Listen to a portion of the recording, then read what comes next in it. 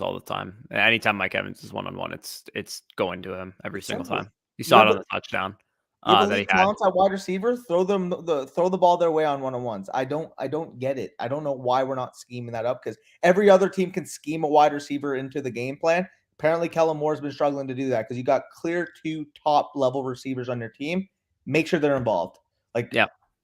Unbelievable. Anyway, let's get to comments. Brock's the first one in here, also a member. How did y'all do in your championships? I faced the Burrow Chase stack, so I'm getting second place. Now, unfortunately, I probably lost our listener dynasty league. I would need Garrett's currently up by like 16 PPR points right now. He has Najee Harris and Donovan Peoples-Jones still to go. I have Chase Claypool to go. So I would need, just a monster performance out of Chase Claypool and Najee Harris to do virtually nothing for me to win that. Maybe Najee Harris leaves early with a hamstring injury, and maybe then I have a chance or something like that. But that's pretty much my only hope. My other matchup, the trophy behind me, it looks like I should be safe. I mean, I may have jinxed it yesterday. I tweeted out like I'm going back to back like Jordan 96, 97 with a picture of me holding the trophy. But I mean, the guy needs 59 points from Chubb and Freiermuth, and it's half PPR. So, yeah, you're going to need like a 3 to 4 touchdown game out of Nick Chubb to get that. And then also like a touchdown and like 100 yards out of Freiermuth to get that. So, it'd be pretty hard for him to do that in our league. Also, you mentioned the listener dynasty league, and it's funny because, again, I wasn't matched up against anybody because, I mean, let's be honest here, I'm tanking and everything. But guess how many points my team put up this week? Probably a lot. Take a guess. Well, how much do you think if you're to guess? I don't know, 180, 190? 213. Oh, geez. I mean, yeah. My team decided to snap. My Herbert, Keenan Allen, Mike Williams stack decided to snap in our Bitcoin league, even though I'm playing for third place because Alvin Kamara can't get 10 goddamn points on Monday Night Football last week. So brutal. I actually don't know if I even would have won. So maybe I'm not that pissed about it, but I'm not sure if I even would have won because Diggs didn't have a good game and Jefferson didn't have a good game. So like most of my team Dalvin Cook didn't have a good game. Like most of my team disappointed anyway. Yeah, no, I agree with you. So how did y'all do? Okay, I'll just say one thing. Okay, the main championship I care about, I mean, I think that I made, what ended up being in Scott's Tots, and I mentioned this on the live stream Sunday morning, but I'm like, congrats on your championship, Scott, blah blah blah, the classic jinx, and ended up working. I ended up upsetting the number 1 seed, 12-2 team, went into the playoffs as the 6th seed, and took home the championship. So there's that. Back-to-back champion. I barely won with a score of 164. Oh my God, he won by 0.21. Oh Jesus, that's devastating for the person that you beat. Yeah, that's nuts. I also faced Amon-Ra, got destroyed. Yeah, yeah, I faced Amon-Ra as well. Yeah, Garrett had Amon-Ra, so that wasn't fun. Yep. Won 1 out of 2 championships this year. Thank God for Joe Burrow. It was that team I had that was somehow a 6th seed on Dino Decisions with Herbert. Oh yeah, I remember you showed us that team. Yeah, damn, you ended up winning. Good shit. Yeah, I almost won as the 6th seed. 6th seed championship, so it was close. Dude, I won as a 6th seed champion. Which I mean, I won as a 6th seed last year. The trophy behind me, I was the 6th seed. Really? Yeah, I was the 1 seed this year, but I was the 6th seed last year. I barely snuck into the playoffs. Dude, I swear all like I swear to God, like no 1 or 2 seeds won this year. It makes no sense. Yeah. And like it kind of goes to show you like how fucking like much variance came to play this year. Dude, it's fantasy football, man. And that's why I always say, like, if you can make the playoffs, like, you can win the championship. Like, I know you always say that, like, if you're not a top 3 team in your league, you should rebuild. Like, I don't know, man. If you're a pretty easy playoff contender, I'm cool just competing each year. See, the thing is prior to this year, like this is one of the only years in recent memory. You could have said this last year too. Like if you have a chance to, like, any combination of players can win any given week in fantasy football. So as long as you can make the playoffs and have a good enough team that you can objectively say, feasibly I could beat this team across from me in first and second place, then never rebuild in Dynasty by all means. I don't know. I tend to just think that people tend to give up a little too quickly. Sometimes they're like, oh, I got 1 injury, I better tear it down. It's like, well, if you can still make the playoffs, like then there's really no reason for you to tear it down mid-season. If you're gonna make the playoffs, like play out the season. I don't know. I mean, I like peaking player value, but but did you hear what my team was in the Bitcoin league? And I didn't win. Justin Jefferson, Keenan Allen, Dalvin Cook, Alvin Kamara, Stephon Diggs, Justin Herbert, Matthew Stafford, 6-point per passing touchdown Superflex League, and I didn't win. Yeah, I mean, fucking look at Scott's team in our Scott's Tots League. It's fucking it's disgusting. Yeah. It's like, dude, he's got fucking like Hurts, JT, Mixon, Jefferson, freaking Higgins, Pittman, freaking Swift. Like his fucking team. He has the entire 2020 running back class. He also has Dobbins and Akers too. Well, because I remember at our startup, he basically, because we were doing like you draft the draft picks like in the startup. Yeah. He literally like had like 8 of the top like 9 picks. Like Insane. He just took straight picks, and he ended up hitting on almost all of his picks. It's been freaking ridiculous. But yeah. Also, it's funny because in that league that I won, like again, like McCaffrey was literally my prized possession. I didn't have him all year pretty much. Yeah. So Spicy Hot, you got to change that format, man. Anytime you got a championship in week 18, it's just a yikes. Same goes for Brock. 2-week championship? Oh God. Same thing. Like 2-week championships. I'm not about that. I don't. Yeah, AB was on crack yesterday. He needs to stay off the weed. Dude, I mean, if he was on crack, he should probably get on the weed to get him off the crack. But yeah, I mean, from all accounts, there's like a million different sides to the story. I don't really care at this point. Things tend to happen with AB, so I tend to believe Bruce Arians over Antonio Brown when he says that he was injured and didn't want to come back into the game, because it's not like this isn't the first time that Antonio Brown has quit on his team. He did it in Pittsburgh before he got cut there as well. So I tend to side more with Bruce Arians. But again, I have no idea what happened, so I don't really care at this point. He's off my team, and I could care less. From a mental perspective, go get the help that you need, but I don't think he should play football anymore personally. Thanks for a great season. Now on to Dynasty. Absolutely, man. We are going to be going fast and furious on the Dynasty content. The next, couple weeks, probably 2 weeks, 3 weeks, we're going to do a lot of like review-based content, reflecting on the season, talking about, the league winners and our superlatives, the lessons that we learned, stuff like that. We'll probably sneak in a way too early mock draft for next year because we're all freaking degenerates. But that's probably what we're going to be doing the next couple weeks. And then we'll get right into obviously the rookie content and the Dynasty stuff as well. Yeah, I mean, the video that I'm actually excited that we did last year, obviously the official playoff predictions. Yeah, for sure. Should be interesting. I actually want to ask you too, like, what are your thoughts on, the Bucs not having AB or Godwin for the playoff run now?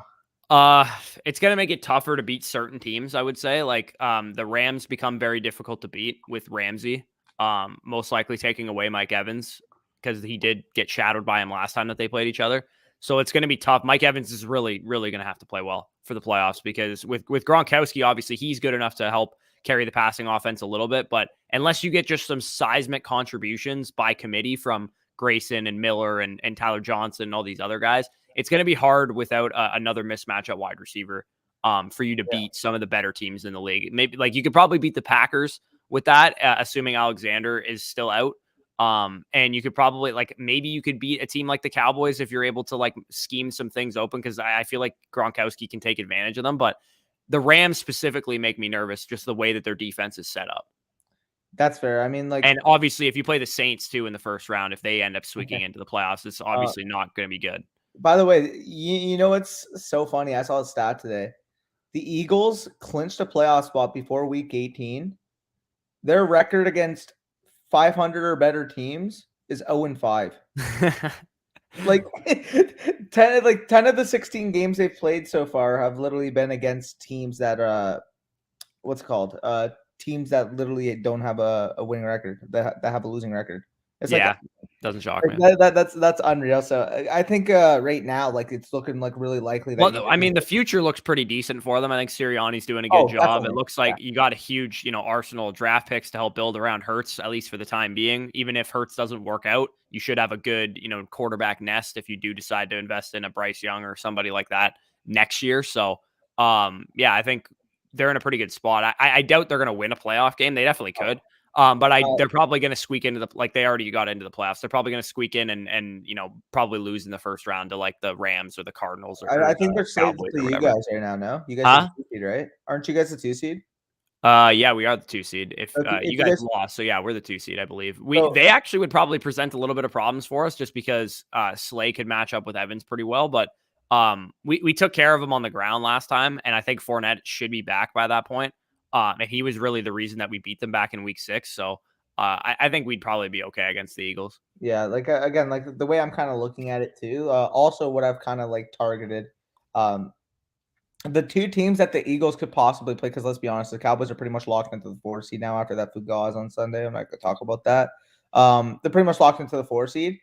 The Eagles actually do present, in terms of if you guys are doing the playoff best balls, an intriguing position because no matter if they play the Bucs or the Rams, that's going to be a high over/under game. That's going to be a higher scoring game than a lot of people would anticipate. And if you have, again, like your 1 or 2 main stacks, so say you go 1 AFC, 1 NFC, and you want, a one-off performance that could potentially produce a high ceiling, I think maybe a Hurts Goddard stack or a Hurts Smith stack at literally the tail end, you're talking about round 9, 10 at the end of your drafts, is ultimately going to get less steam than a lot of people. Well, and if they somehow upset a team and win a playoff game too, then you get them for 2 weeks as well. Mm-hmm. And if they, if they play the Cowboys, it's a divisional game, like they could definitely upset them. If they play the Bucs, they kind of match up pretty decent with us too. So they could definitely upset a team like that. If you get 2 playoff games out of a team that you got, their quarterback and tight end or wide receiver in 9-10, that's probably a worthy, draft pick or whatever. But have you been running two quarterback builds in the playoff best balls like every time? Because I've kind of like split mine, sometimes I'll do a 1 quarterback, sometimes I'll do a 2 quarterback. I have about like 50-50 split, I would say. I usually go with 2 because again, the quarterback position, there's a lot of good options in terms of fantasy producers in the playoffs. So having 2 with super high ceiling just kind of increases your variance. Like, for example, again, you could have a scenario where I pick Dak Prescott as my main quarterback and I don't have a second quarterback. Like, what if there's a game that, for example, the Cowboys play the Rams and both defenses come out to play, and that's a lower scoring game than people anticipate. Like, I can see that type of scenario being the right. case. And the chances are pretty high that you're not going to get a quarterback have great fantasy performances every single playoff game. Like, no matter who it is, like, it's probably just not going to happen. Yeah, like, and it's funny because I've said this before, but the Cowboys and the Rams are like such similar in terms of like what they present from a team standpoint. I mean, you know what you're going to get from offense. You're going to get a high-paced offense. Again, the Rams are a lot more risk-taking in terms of pushing the ball down the field. I mean, Stafford has basically shown that he's either making spectacular plays down the field or he's turning the ball over. But, I mean, at the same time, you're talking about the fact that the Cowboys on the same side have a good receiving core. Although the ground game hasn't been there recently, it was there at the beginning of the season. Like, it's funny when you compare the teams in the NFC. I feel like the Cowboys and the Rams are the most similar, while the Packers, to me, are probably the most complete right now. But they have, I don't want to say they have the lowest ceiling compared to the top contenders in the NFC, but if all, like, we'll say the Bucs on their best days, they feel like the worst team. Yeah. Yeah, exactly. So, yeah, overall, I'm really excited to watch how the NFC playoffs unfold because I'm excited to watch how the AFC side. Like, I just honestly like, there's no team this year that like screams to me as a team that could, do a whole lot of damage in the playoffs. Like, I think you can make the case even for some of the wild card teams that like the Niners and the Cardinals, I think could also, put up a decent performance in the playoffs and sneak into the AFC championship or NFC championship on either side of the conference as well. Anyway, let's get into some questions here. I'll say one more thing because you mentioned Niners. God, I am so excited for next year. Yeah, I know, right? Trey Lance takes over, man. Because I saw somebody tweet this out. I think it was like the 5th or 6th highest performance for a rookie quarterback this year, and he's played 2 games, and both of his are in like the top 8 of like rookie quarterback scoring. Yeah, and I also saw a stat that Trey Lance had the highest. And if he rushes that touchdown in, it would have been the best rookie performance for a season. I saw a stat that Trey Lance is the highest yards per attempt by a 49ers quarterback in the last 3 years. And that's literally like his second start. Yeah, that's wild, man. Yeah, I'm feeling good still about having him QB1, just based on what I've seen. Like, I gotta bring it up. Like, Zach Wilson should have beaten the Bucs. Like, he played well enough to beat the Bucs, and Trevor Lawrence got 50 points hung on him. So, I'm gonna say one thing, too. I know I've said I'm gonna say one thing a bunch, but like, 4th and 2, you have a chance to fucking clinch the game, Mike LaFleur. What quarterback? I don't know why you didn't just kick it. No, I actually do agree with going for it because if you get the first down there, right, the game is over if you get the first. Yes. If you get the first down, the game is over. But like, the call, at the very least, I think you should have like done something a little more creative. And if not that, like, just kick the field goal and hope that Brady can't get down the field with just Evans out there on like a hobbled hamstring. Like it's definitely a risk that could be worth taking there. But yeah, they kind of trolled that.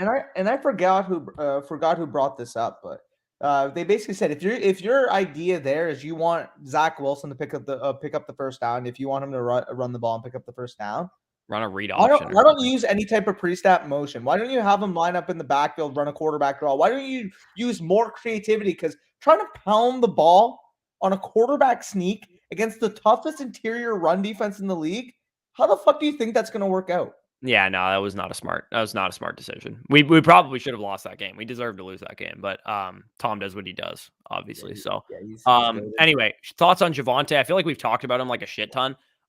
From like next year, again, we don't know what's going to happen. We don't know 100% if Javonte will be alone in this backfield, but if he is, and they get a quarterback upgrade or whatever the case is, I think Javonte Williams is a first round pick in all dynasty formats, all redraft formats, whatever the case is.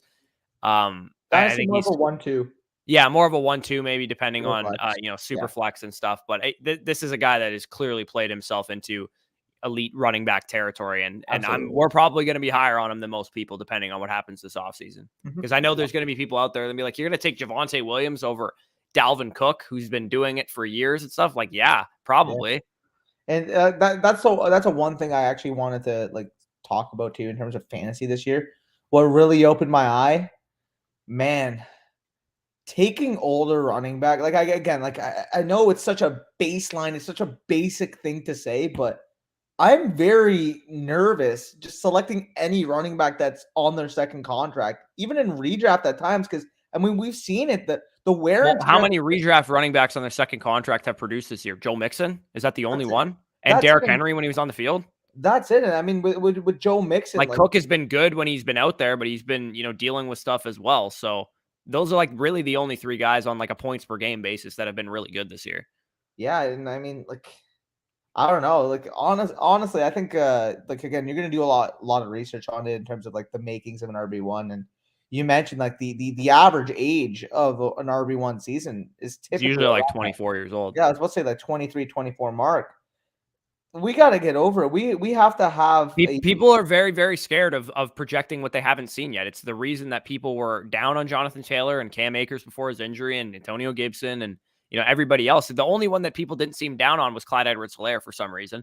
Mainly probably due to his draft cost. If he was like a back end first or an early second rounder, I'm sure people would have been way out on him at that point. But yeah, I think people need to get over the fact that like by the time you see it with a running back, it's already too late. Like they're already going to be, the 101 the next year or whatever, like Jonathan Taylor's case. Exactly. And that is another thing. Again, like we talked about the redraft standpoint, if we transition it to Dynasty, the main thing I learned this year, if you're holding a prime asset, particularly at the running back position, don't hold it.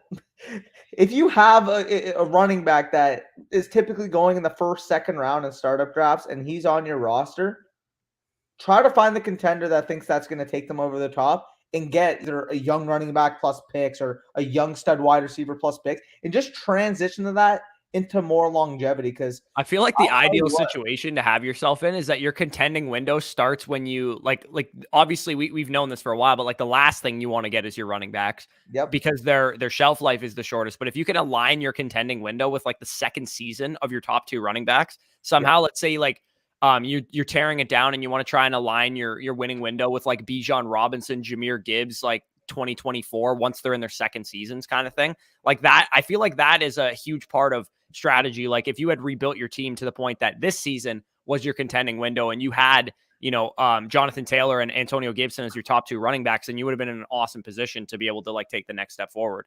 100%. So we went on a little bit of a tangent. Let's get into some questions. A huge tangent for you guys. AFC conference going to be Chiefs versus Bengals or Patriots. NFC is going to be Packers versus Bucs, Cowboys, Titans and Eagles losing. Bengals, Patriots in the AFC. Oh wait, no. Chiefs versus either the Bengals. Okay, I actually the Bengals could make a sneaky run. I could see. Bengals Titans kind of has some ring to it for some reason. I don't know why. I just feel like that could be like a thing. As of how the AFC aligns right now, as long as the Titans take care of business next week, the Bengals are pretty much locked into the 4 seed. So they would play the Titans in the second round in the divisional round. I would be ecstatic to see a Bengals Chiefs rematch in the AFC Championship. That would that was a fun game to that'd watch be for sure. phenomenal. And again, I'll take my L on the Bengals. I didn't think they would make the playoffs, given how they were kind of this super. They were the definition of variance at literally like week 10, week 11, and then once they figured, hey, we have Jamar fucking Chase, we have T Higgins, and we have Joe Burrow. Let's throw the ball deep. They've been freaking dominating. So I'll give them credit. They look scary as heck, especially considering, again, the back end of their defense has basically been helped a lot by the fact that Chidobe Awuzie is having a breakout season. Obviously, Trey Hendrickson is having another phenomenal year on the defensive line. Like, this is a scary team. In terms of the NFC, again, the Packers actually played the Cowboys in the divisional round if things hold right now, which as a Cowboys fan sounds all too familiar because I swear to God, we always freaking end up playing the Packers in the divisional round. But yeah, I mean the NFC again is also wide open. Bucs versus Rams rematch should be interesting too if you guys play them as well. Yeah, hopefully like the Niners knock them off or something in the first round, then we don't have to play them. Dan Brock, you're gonna need a couple Jamar Chases. Guys, I just won my home league. You guys are the reason why I really don't care much about the money. It's more about doing something I enjoy a lot. Thanks, guys. Yeah, appreciate it, JBV. Glad to hear that you won your championship. If our help, if we were able to help any of you guys win leagues, let us know, please. It's definitely a motivating factor for us. We definitely appreciate helping you guys out too. And even when we don't win our own leagues, like I personally was in 5 leagues this year that I was competing in. The other ones were like rebuilding dynasty teams, and I only ended up, again, I haven't officially won it yet, but I'm only going to probably win one of them. So even me, somebody who does this for a living, like I'm only 20% win rate or whatever this season. Last year, I won 2 out of my 4 leagues. So I did a little bit better last year, but as long as we can help you guys win your leagues as well, that's definitely what it's all about. Yep. And I can't wait for Dynasty content once the next Dynasty is dropping. We actually talked about probably Friday, to be honest. Friday, yeah.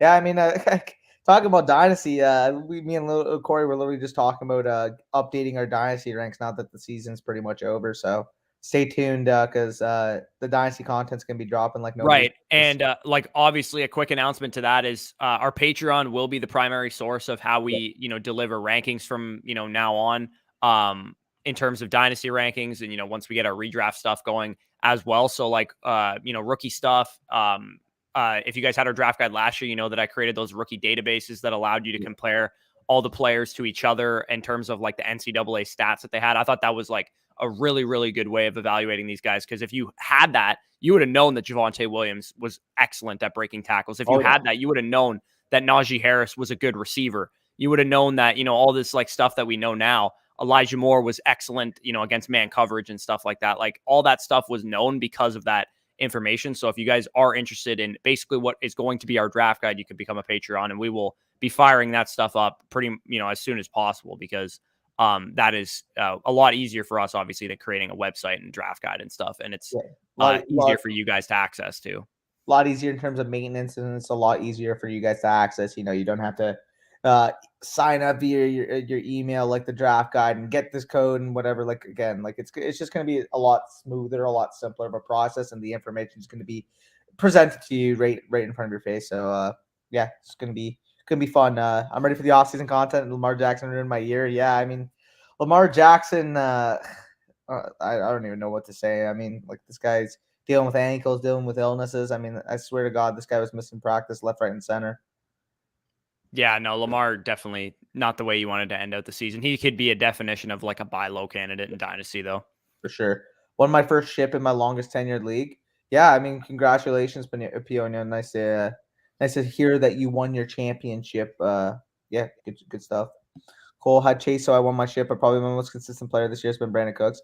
I'd say from a target share perspective, he's been one of the more consistent players, but he's definitely had some down weeks when there was games where the Texans just got rolled and Brandon Cooks didn't do a whole lot. I didn't have Brandon Cooks in a single league this year. That's kind of a whiff on my part. I probably should have had a little bit more Brandon Cooks, but actually, the one league I had Brandon Cooks is actually in our Scott's Tots Dynasty League, the league I won. So I mean, I guess like he's 100% a contributor for my championship. I mean, true. Come on. Where do we leave off here? Yeah, right there.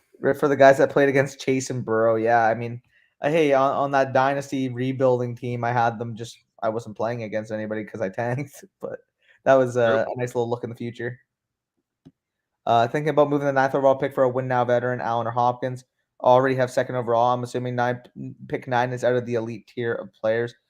I'm holding that pick until the draft for all costs. Like again, like if you're on the clock at 9 in your draft and you want to move it for a more established win now player because again that's the window you identify. That's when you do so because that's or the weeks. I would say the draft pick moving window when they're going to get the most value for them is the start of the combine to right before your draft, because at the same time as like when you're on the clock, you move your pick as the most value. Then you're assigning a player to that pick rather than what the player could be in like the dream. Because like possibility. If you have the 102, for example, and there's a clear 101, there's always the dream that person gets the 102 and it ends up being their 101. So at the 102, or like if you try and move the 102 before the draft, it's, you'll probably get a little bit more than you would when you're actually on the clock and they know what player they're going to take. So I would say the prime time to move draft picks, if you're looking to do that and bolster a contender, is between, early March to, late April type of time for sure. It's definitely not as the season's still going along, because even if like the fantasy season, and even right now too, because most people view this as like a down class, right? And once, like, it doesn't matter how down the class is, people will get excited about certain players based on the combine results and all that stuff. So even if they think it's a down class now, they're going to have their guys that they really want. Yep. First year playing fantasy football, won all 3 of my leagues. FSE was a huge help along the way. Thanks, guys. Happy New Year. Appreciate that, C. Griffin. 100% win rate, well. Jesus. Yeah, I mean, that's pretty damn impressive, man, if you do say so. My only shot is a GT monster game against the Jags like he had against the Bills. Yeah, that's it's going to be wishful, but hopefully you can get that done. How do you guys think the playoff spots, who do you think gets the playoff spots? Ravens, Colts, Chargers, Raiders, Steelers could make, but they need the rest to lose a game and draw in order to make it. So I personally think that the Chargers are going to make it and the Colts are going to make it out of those wild card picks. Because the Patriots already clinched. Yeah. So yeah, it would be the 6 and 7 seed. I do think that the Colts and Chargers are going to be ultimately. Yeah, the Colts just have to beat the Jags to get in, and then also the Chargers just have to beat the Raiders to get in. Correct? That is actually for a playoff spot, that game, no matter how it shakes out. Like whoever wins that is in. You know what's funny about that? Theoretically, because keep in mind the Raiders versus Chargers game is on the Sunday Night Football, right? And the Colts versus Jaguars game is at 1 p.m. If theoretically the Colts lost to the Jaguars, again, that's probably not going to happen. But if could they both get in? Is that what you're about to say? The Colts lost to the Jaguars. The Chargers and Raiders could theoretically just kneel all game, tie, and both would get in. Oh, really? True. Yeah, I guess if they both kneeled or if they both tied it, then that would be true. Yeah. Yeah. So that would be hilarious if we saw a full NFL game of teams just back and forth, kneeling, 0-0 tie, boom. No, though that would suck for whoever has any of those players in a Week 18 championship. Yeah, that's why you don't play Week 18 championships. But yeah, John says, sorry, I guess we didn't get to this. I didn't think anybody'd have any start set questions, but in this situation, I'd go with Jarvis Landry in PPR. He's the guy that has the higher target share for sure. So he'd be the guy that I would go with there. Yep, definitely. Did you guys ever do a member fantasy draft? Yeah, I mean, again, we'll definitely be doing one with the Patreons for sure. Yeah, that will definitely be the easiest way to access that. Yeah, the patrons obviously will get first access to any type of leagues, any type of dynasty drafts, redrafts, you name it. We're gonna have a lot planned. So again, once everything's established, once we know exactly the content is, we'll let you guys know, and make sure you go sign up over there. Yeah, it's a neighborhood league that a bunch of boomers run, and they hate change. Anyone need a miracle tonight? Yeah, I do. I need 16 points more from Chase Claypool than Najee Harris and Donovan Peoples-Jones score is what I need. I didn't win the league when I had Brady, Stafford, Zeke, Najee. Oh my goodness. Yeah, that's a pretty dang stat team. Almost lost because of AB, but Devontae came in clutch. Gotta love Devontae Adams, man. He won me a championship last year, and he may have won me another one this year. So dude is a probably did, but again, I don't want to jinx it. I won the ship, but no thanks to AJ Brown, Kadon Higgins. Yeah, I mean that was pretty pathetic performances from each of them. Which Bucs receivers with an ad for next week? I don't know. Grayson, Perriman, they're all kind of going to be just like mixed in. I would say Perriman probably is the guy that I would add just because he's running the most routes for sure. Yeah, sign him. I said we should sign Larry Fitzgerald. Yeah, no, that makes sense. Dez Bryant lost. That guy's a bum. Yeah, At least with Larry Fitzgerald, like the role that you need to replace is the Larry Fitzgerald role because Godwin is out. So why not just get the guy who created the role? Yeah, I mean, when talking about Dez, like he's lost, like he was an athletic, physical outside receiver that has lost his athleticism and it already has a torn Achilles that occurred a couple years ago. So yeah, man, which makes me so sad because in his prime he was so fucking dominant. It was so fun to watch, but once that guy fell off, he fell off like a fucking shit ton of bricks. Yeah, Eagles stink. I don't know how they made. Yeah, I mean that's the NFC for you, man. Like after like the top 5 teams, it's a complete shit. The show. Falcons had a chance at the playoffs until like last week. So yeah, or like if the Saints fucking beat the who they play the Saints play the Falcons. The Saints beat the Falcons, and you can expect that the 49ers are probably gonna lose to the Rams. Like I mean, the 49ers have owned the Rams the duration of Kyle Shanahan's that's tenure. the one thing. And also the Rams don't have anything to play for. They play for seeding. I mean, sure. They play for the division, bro. Cardinals. Oh, right. Never mind. Yeah, I forgot. I thought they already locked it up for some reason. No, basically the difference between them winning and losing is the difference between them playing the Eagles at home or the Cowboys on the road. Like yeah. That's gonna be interesting. But yeah, it's funny because we can safely say out of the top, like after the top 5 teams in the NFC, like as us being in the top 5, the 49ers are probably like the scariest of the next bunch. If the 49ers lose and the Saints win, the 49ers are out of the playoffs. I'm more scared of the Saints than I am against of the 49ers just because of how they play against us and they like wake up for every living second of the Buccaneers. So I would much rather see the 49ers in the playoffs than the Saints. I think you get it here, Louis. Hopefully you do. Hopefully I think we could see like a sneaky good Ben game tonight. Yeah, definitely. Offered to trade away Smith for Allen, 2023 second and fourth. If that's Devontae Smith, I would actually just hold Devonta. Yeah, again, like I probably would just hold Devontae Smith as well. I don't think that's a terrible move to make for a contender, though. I think that's not bad value at all. You're getting a second rounder and a future, fourth rounder out of a. If it was like Mike Evans, I would be more willing to do it. Yeah, I mean, I don't think there's a huge difference between Keenan Allen and Mike Evans, just because I think Keenan Allen's game is going to age probably pretty well. Just because of how he plays. Like it's not like he's Julio Jones, like freak athlete type of wide receiver or anything. Yeah, that's fair. Thank you both for a great season. I'm 1 for 2, and if the Muth gets less than 26, good luck. High upside, low risk. Hopefully you can get that dub, brother. Yep. Never doubt the goat in the playoffs. I'm sure the Bucs will make a deep run even if they don't win at all. Yeah. I tend to think that we're probably not going to win it all this year. I could see us, losing the divisional round NFC Championship. I personally think this might be the Packers' year. I don't know. I just think the Packers are probably going to win. Dude, I hate the Packers, man. Like, and I've said it like a bunch. But Tom Brady's the MVP. Let's get that one straight. He's literally leading Aaron Rodgers by over 1,000 passing yards, and has more touchdowns as like the same QBR. Brady's probably the MVP, but Rodgers going to win it. I mean, again, it's probably going to come down to how they play this week. Like I think it's that close of a race. And I think if Joe Burrow does something again too, he might even get some MVP votes as well. Dude, can we talk about it? Like that guy's been freaking phenomenal recently. Jesus. Yeah, he had a couple down stretches. He's definitely not going to get the MVP just based on the full body of the whole season, but he's definitely deserves some votes, I think. Christian, hopefully Chubb doesn't score. I mean, yeah, I'm with you, Christian. I can't have Chubb having a big game either. That is a very scary number to not have him score though, because it's like right teetering. That's probably like what he's projected for on your app right now. If he scores a touchdown, you're pretty much done. That's what you need is like a 20 carry for 85 yards, 1 catch for 4 yards, no touchdowns type of game. John, I don't play IDP, but I would go with Myles Garrett going up against that Steelers offensive line. I'll just say Myles Garrett just because he's just better than those guys. That's what I will say. Is Nandi under 20 PPR points a miracle? No, I wouldn't consider that. That's like a 50-50. Honestly. Yeah, I would say his projection is probably like 17.5 points or something like that. Yeah, maybe even like a 45-55. Like it's close.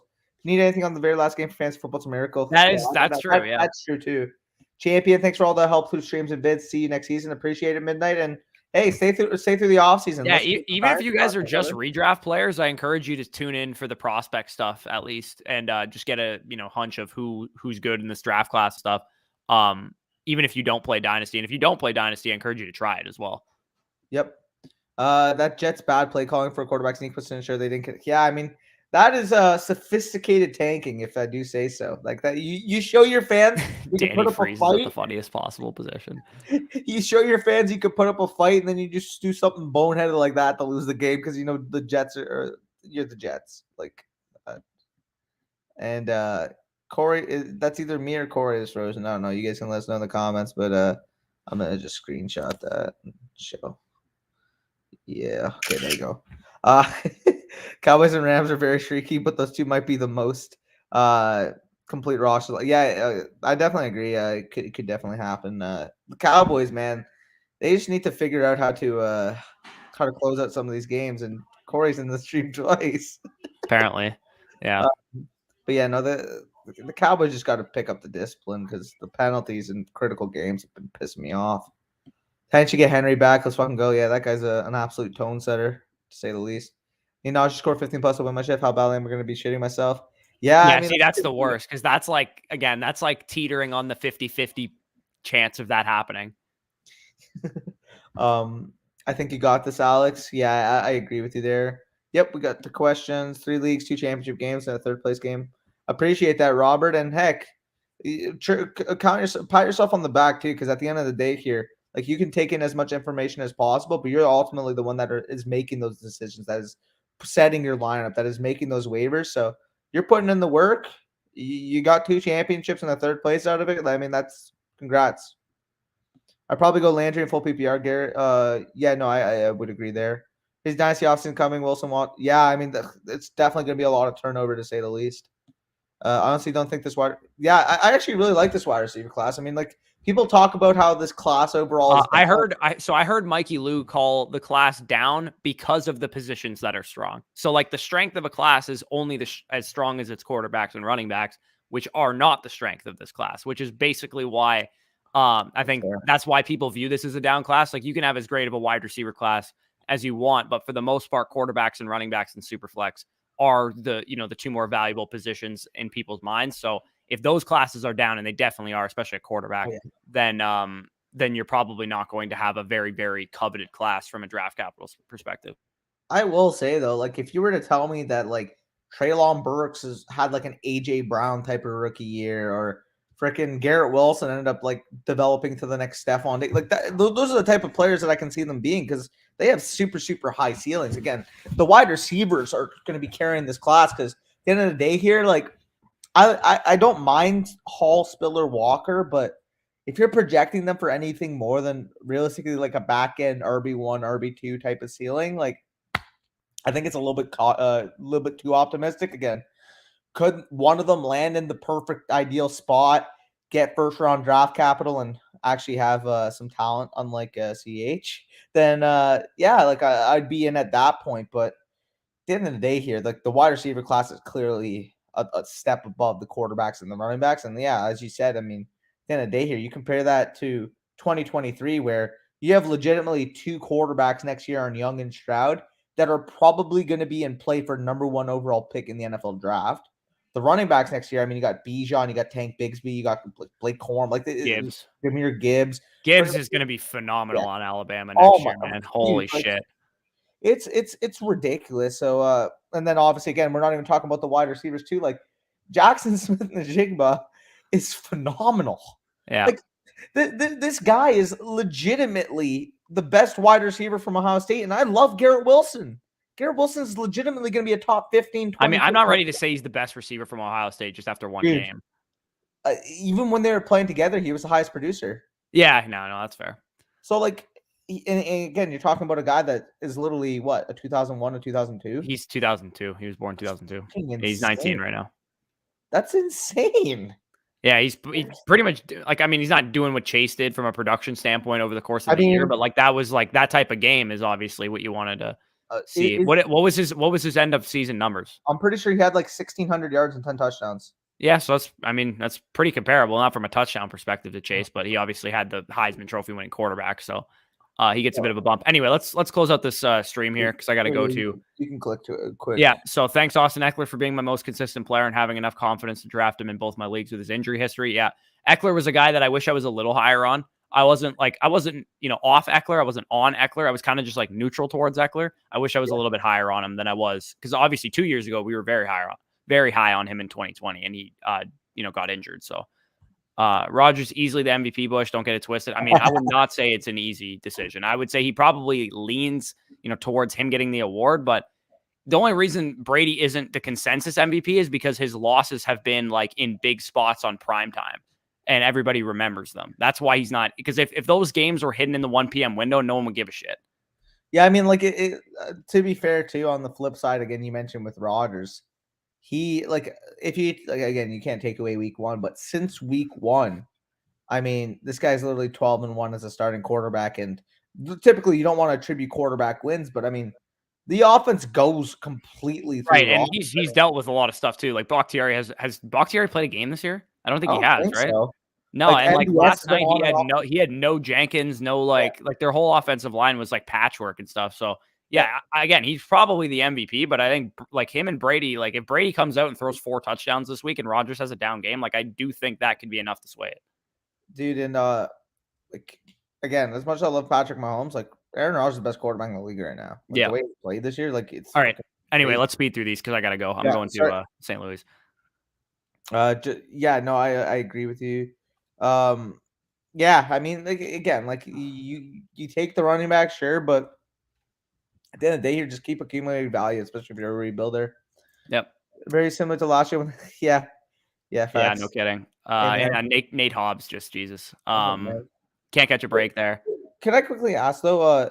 So he fell asleep with his car was on. It sounds like he pulled over and slept. He pulled over and slept, but I guess the key was still in the ignition or whatever, and he got charged. You can't sleep in your car, period, if you're drunk. Oh, really? My brother's buddy got a DUI for leaving his keys. He put his keys in his gas tank.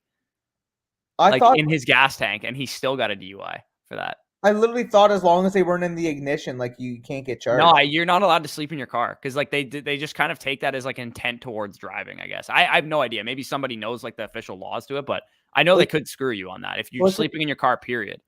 Well, what if you sleep in the back seat? Then you can say I wasn't at the wheel. Yeah, I have no idea, honestly. But either way, yeah. Yeah, wouldn't be any championships this year if y'all didn't give me good buy low targets. Thanks for all the help. No worries, Brock. Appreciate you tuning in.